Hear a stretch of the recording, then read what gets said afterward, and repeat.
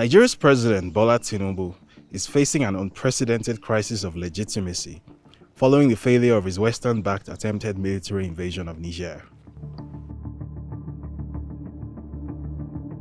A legal deposition in the US has established that the Chicago State University degree certificate that Tinubu submitted with his presidential declaration was forged. Under Nigerian electoral law, submission of a forged certificate to the country's independent National Electoral Commission is grounds for immediate disqualification. Following the disputed results of the February 25 presidential election in Nigeria, Tinubu has faced multiple legal challenges from the two major opposition parties, which won a combined 60% of the official vote count. Atiku Abubakar of the People's Democratic Party and Peter Obi of the Labour Party have been in court since May, alleging multiple breaches of electoral law by Tinubu. A key issue anchoring Atiku Abubakar's case is that Tinubu committed multiple instances of perjury on his presidential declaration form, including submitting a forged degree certificate and failure to declare an additional nationality. Another key issue anchoring both opposition cases is a 1993 US drug trafficking investigation involving Tinubu, where he was ordered by a court in Chicago to forfeit $460,000 in proceeds of heroin trafficking found in his bank accounts. Despite the many question marks surrounding Tinubu, French President Emmanuel Macron and US President Joe Biden both initially seemed very keen to establish cordial relations with his government, especially when it came to the proposed military invasion of Niger following the removal of Mohamed Bazoum from office.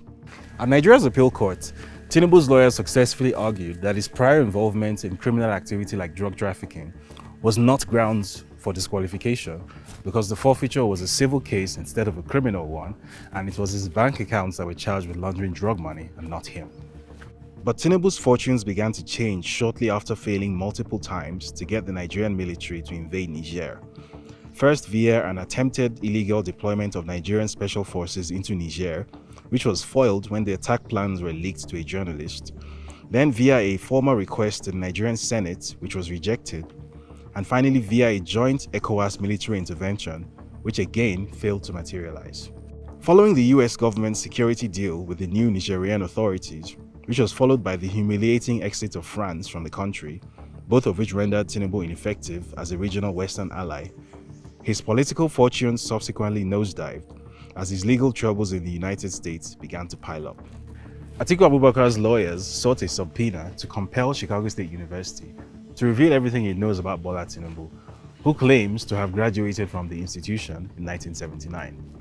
Tinubu's lawyers argued that the court should not grant the subpoena because releasing these records would tarnish his image. Despite several appeals, Judge Nancy Maldonado on October 1 delivered a ruling authorizing the subpoena and mandating a sworn deposition by officials of Chicago State University. The subpoena documents and subsequent legal deposition revealed that the certificate Tinubu submitted to the Electoral Commission was not issued by Chicago State University and contained several mistakes and discrepancies. Nigerian investigative journalist David Hundeyin last year revealed that the certificate submitted to the commission bore a striking resemblance to a fake certificate template for Chicago State University provided by an online certificate forgery service called diplomamakers.com. According to the deposition, Chicago State University cannot verify that the student on its files known as Bola A. Tinubu is in fact the same person as Bola Ahmed Tinubu, which raises the incredible specter of potential identity fraud by Nigeria's president. The matter has been filed in Nigeria's Supreme Court as part of the presidential election petition appeal, which commences hearing this month, which means that we could well be witnessing the last few days of Tinubu's presidency. But that isn't all. In another remarkable twist, 6 US government agencies, including the FBI, CIA, IRS, and DEA, who were sued by Plainsight.org founder Aaron Greenspan and David Hundeyin for refusing to honor freedom of information requests regarding the records they hold on Tinubu, have stated that they will comply with the FOIA request. The FBI alone stated that it has identified over 2,500 pages of relevant information in its file on Tinubu, which it will begin to release publicly from October. It would seem that following his failure to deliver on the mandate to invade Niger given to him by Western backers, Africa's latest Western puppet president could be about to bite the dust.